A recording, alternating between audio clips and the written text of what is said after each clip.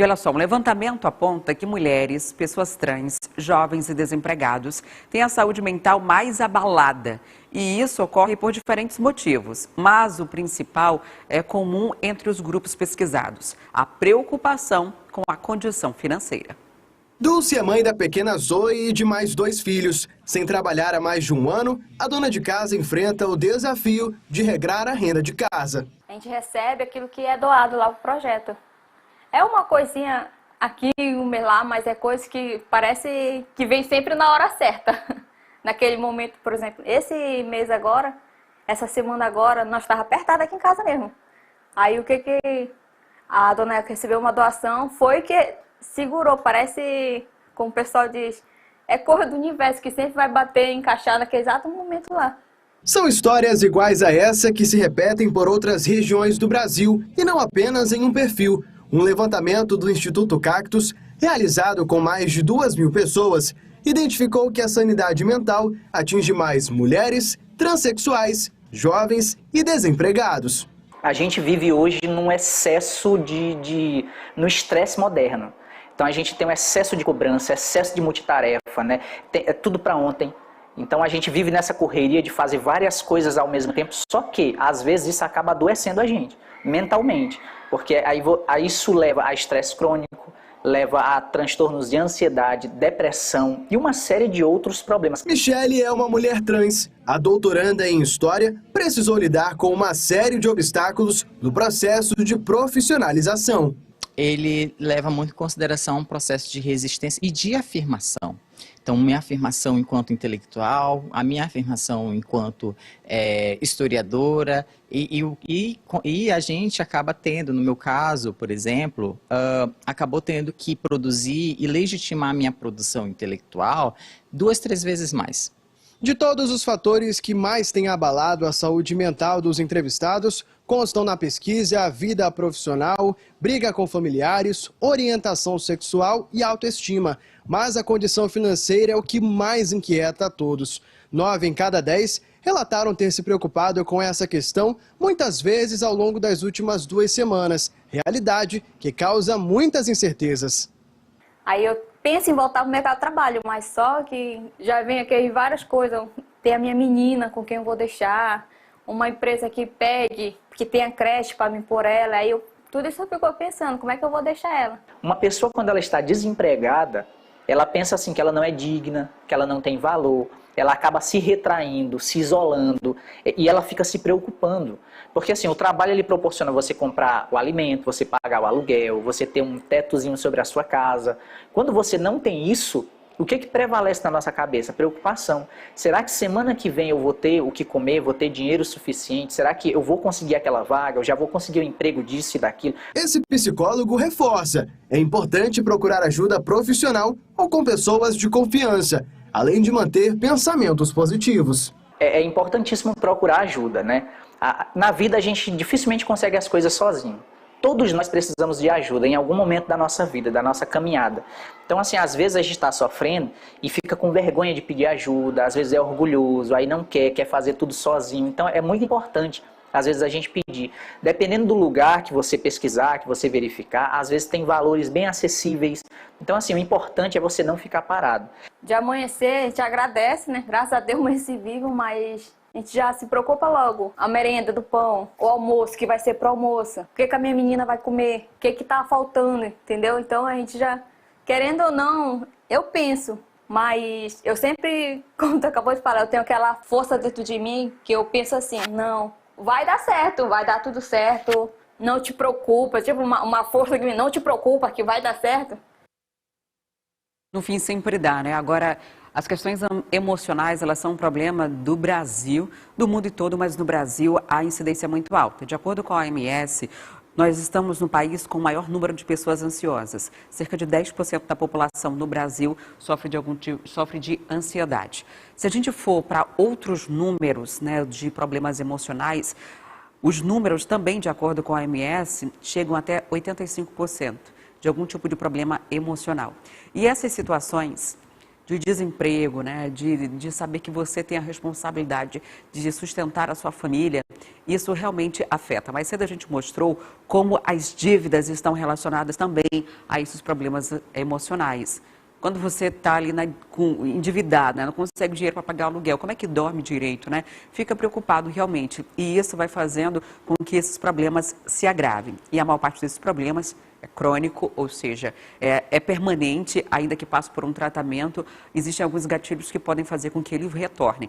Entre eles, o desemprego acaba sendo isso. Acaba sendo um dos motivos que faz muita gente ficar ansiosa com esse excesso de futuro. Afinal de contas, as dívidas precisam ser pagas, as contas vão chegar e ter essa instabilidade causa tudo isso. E a recomendação, como você viu, do especialista, é buscar sempre ajuda. Se você está com febre, você toma um analgésico. Se você está com uma ferida, quebrou a perna, você vai no médico, vai colocar ali um curativo, vai colocar o gesso, o que for necessário, fazer uma cirurgia. E quando é um problema emocional, precisa ter essa mesma prioridade. Nem sempre isso é bem visto, né? Porque não é algo aparente, as pessoas não estão vendo o que você tem, mas você sabe que tem. E quando tem essa consciência, busque ajuda, independentemente do que vão pensar. É melhor você cuidar antes que as coisas agravem. Portugal e Espanha enfrentam uma onda de calor que provoca muitos incêndios. Há 4 dias, equipes tentam conter as chamas no sudoeste português e também no território espanhol, que está em alerta com temperaturas recordes. Cerca de 2.800 bombeiros e 16 aeronaves foram mobilizados na manhã dessa terça-feira em todo o território português para conter os focos de incêndio. Um deles está ativo há 4 dias no sudoeste do país. Segundo as primeiras estimativas, milhares de hectares já foram queimados. Moradores de mais de 10 municípios e turistas em hotéis fazenda precisaram ser evacuados na segunda-feira. Muitos foram alojados em uma escola transformada em abrigo. Quase 1.500 pessoas foram deslocadas desde sábado. A Defesa Civil informou que 40 feridos foram atendidos pelos serviços médicos de emergência, incluindo 28 bombeiros. As temperaturas devem baixar ligeiramente nesta terça-feira. Mesmo assim, a temperatura pode chegar a 40 graus em alguns locais, depois de alcançar 46,4 graus Celsius na segunda em Santarém, no centro do país. De acordo com a Agência Meteorológica Portuguesa, seria um recorde para 2023. A Agência Estatal de Meteorologia destaca que o estado de alerta prossegue dos 2 lados da fronteira. O sudoeste da Espanha está em alerta laranja nesta terça e a província de Córdoba e Andaluzia em vermelho, que indica risco extremo. As temperaturas na Espanha podem alcançar os 44 graus nesta quarta-feira, o pico da onda do calor, a terceira do verão. Este episódio deve durar até quinta-feira, com mais de 10 províncias espanholas em alerta vermelho na Andaluzia, região de Madrid, Castela-La Mancha e inclusive mais ao norte, como no País Basco e arredores. Mais de 1.000 hectares foram queimados na Espanha durante o fim de semana. A Península Ibérica está na linha da frente do aquecimento global na Europa, com sucessivas ondas de calor, secas e incêndios. Essa região onde se concentra o incêndio, né, principalmente em Portugal, é uma região de fazendas, principalmente de campos. E o que está acontecendo ali? O que dificulta bastante o combate a essas chamas? Ventos fortes. Esses ventos fortes espalham as chamas, a ponto de várias pessoas terem ficado feridas durante o combate. 28 das 40 pessoas que foram atendidas pelo serviço de emergência são bombeiros, ou seja, que de alguma forma se expuseram às chamas ou à fumaça causada por ela. Esse trabalho tem sido feito de forma intensificada, né? Desde terça-feira, já são 4 dias que esse incêndio começou, mas terça-feira houve essa intensificação. As temperaturas chegaram a 44 graus. Ontem, algumas regiões de Portugal tiveram uma temperatura de 19 graus, o que é uma temperatura baixa. Porém, nessa região que fica ali no Alentejo, eles acabaram tendo temperatura chegando por volta de 44. Somadas, né, a essas altas temperaturas causadas pelo incêndio. Então, é uma situação bem grave e que evidencia a preocupação que se enfrenta tanto aqui quanto na Espanha de tentar combater esses incêndios de grandes proporções. Nesses 4 dias, mais de 7.000 hectares de floresta foram destruídos. E ainda falando dessa onda de calor, o que já estava previsto acabou sendo confirmado e o mês de julho bateu um recorde de um mês mais quente já registrado na Terra. Os efeitos do aquecimento global geraram incêndios, ondas de calor e prejudicaram pessoas em diversas regiões.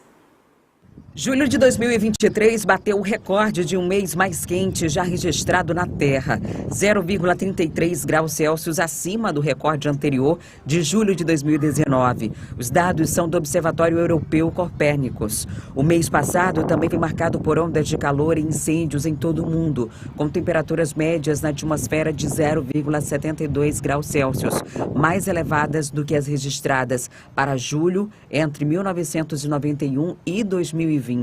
Havia pouca dúvida entre os cientistas. Em 27 de julho, especialistas já consideravam extremamente provável que julho se tornasse o mês mais quente já registrado, com todas as estações combinadas.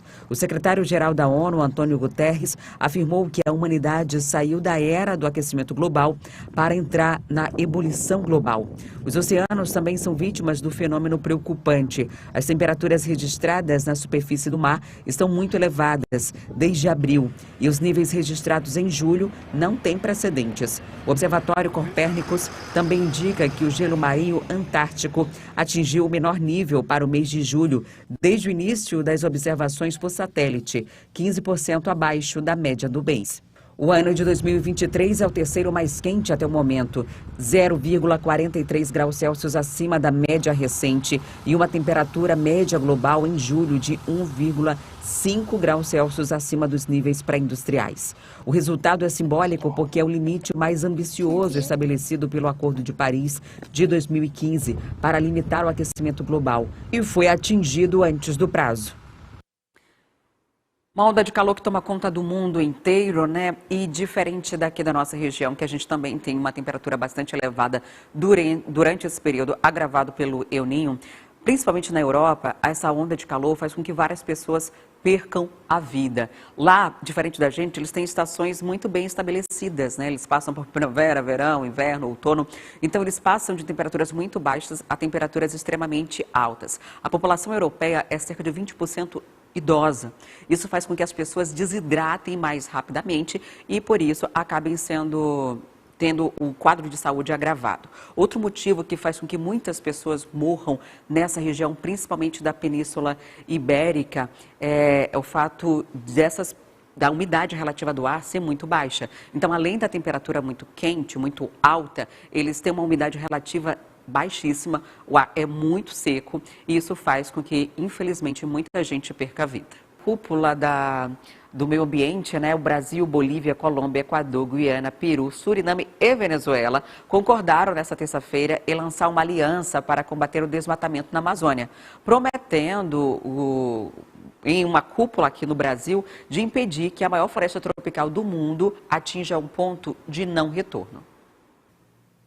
Os países amazônicos decidiram nesta terça-feira lançar uma aliança regional para combater o desmatamento, com o objetivo de evitar que a maior floresta tropical do planeta atinja o ponto de não retorno. Os 8 países da Amazônia, reunidos em uma cúpula em Belém, no Pará, acordaram em uma declaração conjunta estabelecer a Aliança Amazônica de Combate ao Desmatamento, além de reforçar a cooperação contra o crime organizado na região e fomentar o desenvolvimento sustentável.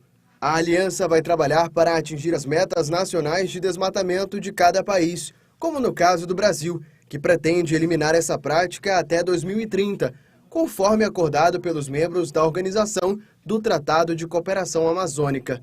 O documento não estabelece metas conjuntas de desmatamento, como era esperado por especialistas e pela sociedade civil. Durante o encontro, o presidente colombiano Gustavo Petro defendeu o fim do uso dos combustíveis fósseis e criticou a postura de governos de esquerda que apoiam a exploração de petróleo.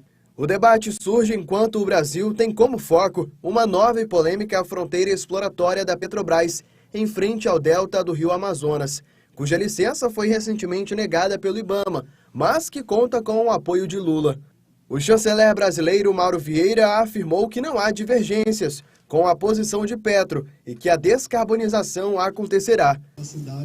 A posição da Colômbia não é divergente, como eu disse, eu insisto nisso, nós não temos uma posição diferente.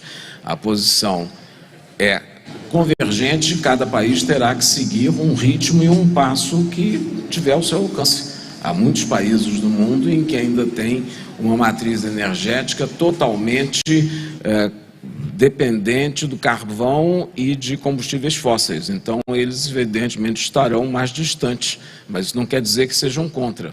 Imagino.